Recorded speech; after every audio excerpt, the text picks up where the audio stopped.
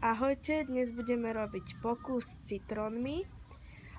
Je tu Alexandra Vaňová, Kristína Klenovičová a ja, Vanessa Piačková, za kamerou.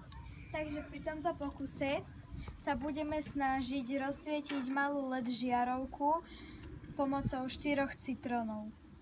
Takže na tento pokus budeme potrebovať 4 citróny, malú LED žiarovku,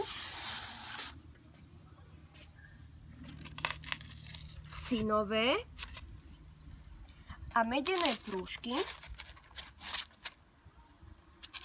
ktoré sme si pospájali drôtikmi.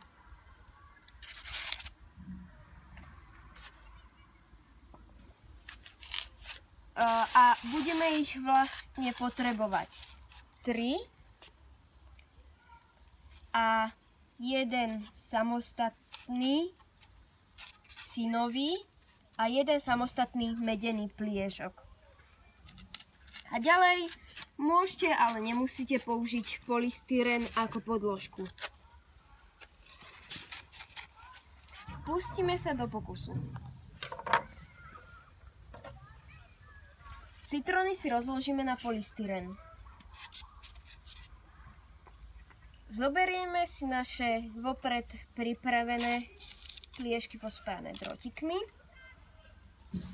a do každého citrónu zapojíme jeden cínový a jeden medený, ale nie spojený jedným drôtikom. A my sme si už vopred spojili túto malú LED žiarovočku s týmito káblikmi, ktoré som na začiatku videa hovorila, že si ich necháme samostatne.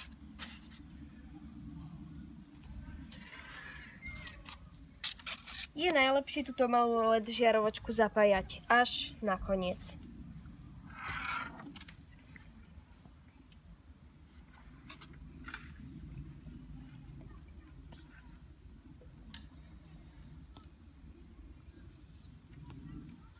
Tak.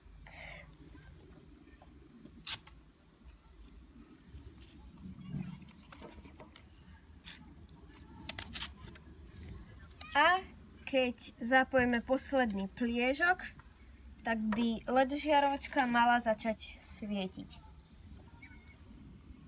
Nám svieti, no však ak sa divíte, máte to všetko dobre pozapájané a prečo vám nesvieti, tak je to preto, že tieto pliešky asi nemáte poriadne zastrčené v tom citróne, pretože to musí prejsť každý jeden pliešok cez citrónovú kôru až do dužiny a musí sa to spojiť so šťavou.